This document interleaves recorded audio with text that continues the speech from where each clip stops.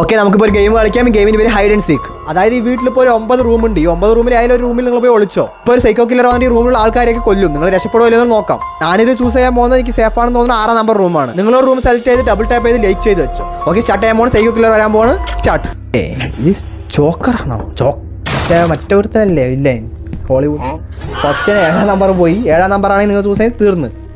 Next 10നെ കൊന്ന്. 10ൻ്റെ അടുത്ത് പോയി 10നെ കൊന്ന്. 8ാം നമ്പർ. 4ാം നമ്പർ സൗണ്ട് ഉണ്ടാക്കി. 4ാം നമ്പർ സൗണ്ട് ഉണ്ടാക്കി. 5ാം നമ്പർ സൗണ്ട് ഉണ്ടാക്കി. 5ാം നമ്പർ ചത്ത് വിളിച്ചു വരുത്തി കൊല്ലു ചാവട്. 9ാം നമ്പർ തീർന്ന്. 9ാം നമ്പർ ചൂസ് 9ാം നമ്പർ ഔട്ട്.